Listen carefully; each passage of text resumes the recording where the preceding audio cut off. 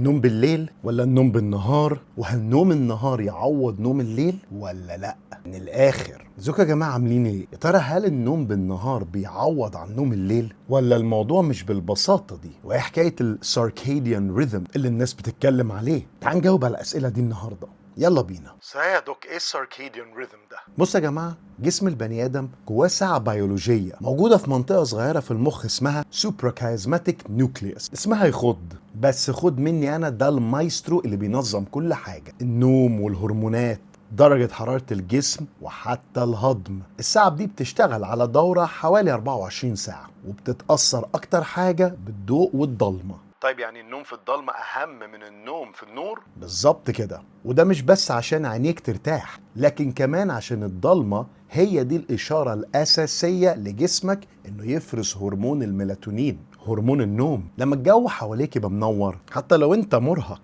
الميلاتونين بيقل إفرازه جدا، فالجسم ما يعرفش يخش في النوم العميق بنفس الجودة. طب لو انا بقولك يا دوك انا بعرف انام 8 ساعات بس بالنهار، هل ده كفايه زي نوم الليل؟ هنا تبدأ المشكلة واللخبطة. ناس كتير فاكرة ان الموضوع عدد ساعات نوم، لكن الحقيقة بقى ان توقيت النوم بيفرق جدا. النوم بالنهار حتى لو انت مضلم الدنيا حواليك بيكون جودته اقل في بعض المراحل، خصوصا مرحلة ال REM sleep اللي هي المرحلة اللي المخ بيشتغل فيها على ترتيب الذكريات وتثبيت المعلومات وتنظيم العواطف. طب ليه النوم بالليل افضل حتى لو انا بعمل شيفتات ومضطر انام بالنهار؟ الجسم يا ابني متبرمج من آلافات السنين على ان النهار نشاط والليل راحة. في الليل الميلاتونين يعلى، وهرمونات زي الجروث هرمون، هرمون النمو، بيطلع في اوقات معينة، وجهاز المناعي بيشتغل بكفاءة اعلى. اما لو قلبتها هرموناتك ممكن تتلخبط، الكورتيزول يعلى في اوقات غلط، سكر الدم يتأثر، وحتى الشهية ممكن تزيد،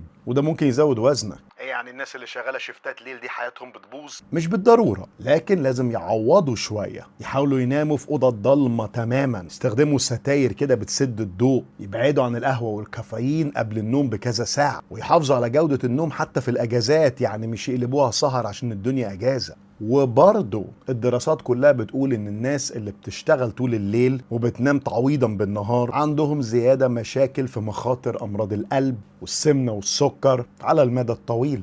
طب في ناس بتقول لو غطيت الشباك كويس هنام بنفس جوده الليل، هل ده صح؟ دي نص الحقيقة. انت ممكن تقلل تأثير الضوء فعلا، لكن خلي بالك انت برضو عندك مستقبلات للضوء في العينين حساسة لأبسط الأضواء. ومش بس كده، المخ بيتأثر بالإشارات الاجتماعية والحرارة والأصوات اللي موجودة حوالينا أثناء النهار. يعني انت ممكن تحسن الوضع، بس مش هتوصل لنفس جودة النوم اللي بتيجي طبيعي بالليل. طب ايه الحاجات اللي بتتلخبط لما انا بنام بالنهار واسهر بالليل؟ عد عندك: افراز الميلاتونين بيتأثر وبيقل، ارتفاع هرمون الكورتيزول في اوقات غلط، اضطراب في الانسولين ولخبطة في مقاومة الانسولين، شهية اعلى بالذات بقى للسكر والنشويات، قلة كفاءة في الجهاز المناعي، وطبعا مزاجك اللي ممكن يتقلب بسرعة ويزيد التوتر والقلق والعصبية. طب مفيش حد ممكن يغير الطريقه دي 100% ويعيش طبيعي؟ ممكن تغيره جزئيا لو استمريت عليه سنين، لكن عمرك ما هتعرف تقلبها 100% زي ما ربنا خلقها. صحيح الساعة البيولوجية مرنة لحد ما،